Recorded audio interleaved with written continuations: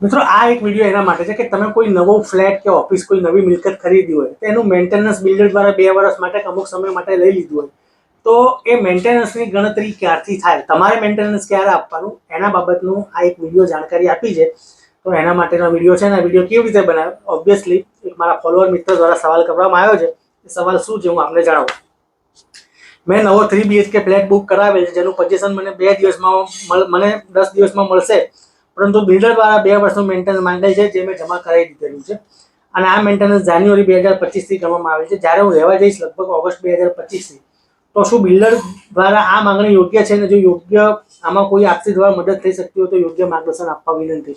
તો મિત્રો ઘણી જગ્યાએ એવું હોય છે કે બિલ્ડર છે ને સોસાયટી રચના થાય પછી જે મેમ્બરો જેવા રહેવા આવે અથવા એમનો દસ્તાવેજ થાય ત્યારથી મેન્ટેનન્સ ગણતા હોય છે. અને ઘણા બિલ્ડરો શું છે કે 1 વર્ષનું કે 2 વર્ષનું કે 3 વર્ષનું એક સામટું ચાલુ મેન્ટેનન્સ લઈ લેતા હોય છે. ને એ લોકોને ખબર હોય કે અંદાજિત દર મહિને આ ફ્લેટનું એટલે આ સોસાયટીમાં એક ફ્લેટ દીઠ આટલું મેન્ટેનન્સ આવે એટલે એટલા પૈસા એ લોકો પહેલેથી જ ઉઘરાઈ લેતા હોય છે. એટલે એ પૈસા ને એના વ્યાજમાંથી બધો ખર્ચો થતો હોય છે.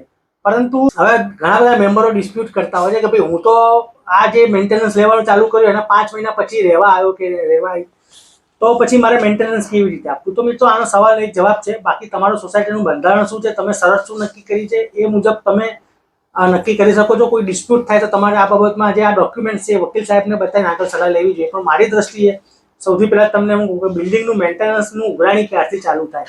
તો પહેલી વસ્તુ તમને એમ કહું કે બીયુ પરમિશન આવ્યા પછી દસ્તાવેજ થાય છે, અને દસ્તાવેજ થાય એ તારીખથી બિલ્ડર મેન્ટેનન્સ લેવા માટે હકદાર છે.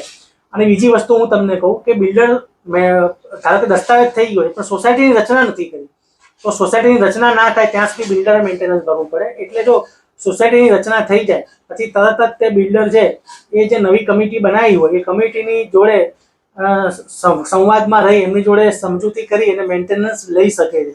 એટલે સોસાયટી રચના થઈ ગયા બાદ તમે મેન્ટેનન્સ બિલ્ડર દ્વારા લઈ શકે છે. એટલે તમારે જો મેન્ટેનન્સ ક્યારે આપવું, તમે જ્યારથી દસ્તાવેજ કર્યો હોય ત્યારથી તમારે મેન્ટેનન્સ આપવું પડે છે.